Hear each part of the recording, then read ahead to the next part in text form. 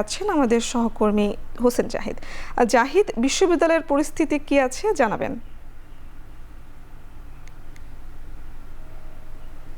পুতুল ৬ দিন পেরিয়ে যাচ্ছে আজকের দিন সহ আরও ৬ দিন বাকি আছে। এই মোট ১২ দিন মিলেই জাকসু নির্বাচনে যে ১৭৯ জন প্রার্থী আছেন তারা প্রচারণার সময় পাবেন।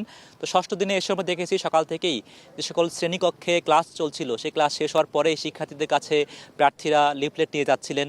লিফলেট নেওয়ার পাশাপাশি তারা প্রতিশ্রুতিও নিয়ে যাচ্ছিলেন এবং কে কিভাবে এই রঙিন ক্যাম্পাসকে আরও রঙিন করে তুলবেন তেমন নানা ইশতেহার, নানা প্রতিশ্রুতি তুলে ধরছিলেন। তবে অভিযোগের কিছু কথামালাও শুনতে পেয়েছি। ছাত্র দলের যিনি প্যানেলে যারা নির্বাচন করছেন তারা বলছেন তাদের একাধিক প্রার্থীকে হুমকি দেওয়া হয়েছে প্রার্থিতা প্রত্যাহারের জন্য।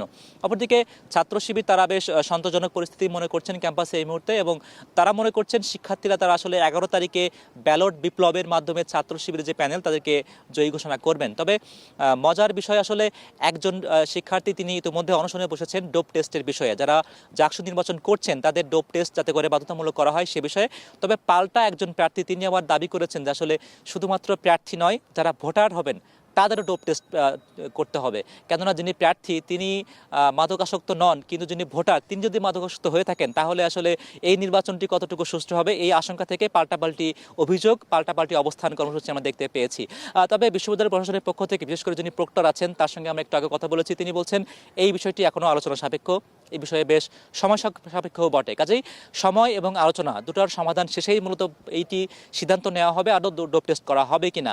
তবে অন্যান্য আরও যারা প্রার্থী আছেন তারা প্রচারণার পাশাপাশি এই অভিযোগটিও করছেন যে ডাকসুতে কিংবা রাকসুতে যেভাবে প্রচারণার বিস্তর সুযোগ দেওয়া হচ্ছে, জাহাঙ্গীরনগর বিশ্ববিদ্যালয়ের মতো এমন মুক্ত ক্যাম্পাসে সেই সুযোগটি দেওয়া হচ্ছে না বলে এমন আক্ষেপ তারা প্রকাশ করেছেন। এবং তারা নির্বাচন কমিশন বরাবর ইতিমধ্যেই এই চিঠি জানিয়েছেন যে আসলে এখানে নির্বাচনী সকল প্রচারণা সেখানে আরও বেশি ভিন্নতা আনতে, আরও বেশি বিস্তৃত সুযোগ যাতে করে তৈরি করা হয় এমন দাবি তারা করেছেন। বিশ্ববিদ্যালয় প্রশাসন মনে করছেন যেহেতু এখনও 6 দিন বাকি আছে, এখনও তারা চাইলেই অনেক অনুষঙ্গ তৈরি করতে পারেন যাতে করে প্রার্থীরা তাদের মনের মতো করে প্রচারণা করে ভোটারদের মন জয় করতে পারেন। পুতুল, চেষ্টা করব পরবর্তী বুলেটিনে আবারও যুক্ত হয়ে জাকসু নির্বাচনের খবর জানাতে। আপাতত এই ছিল আমার কাছে সর্বশেষ।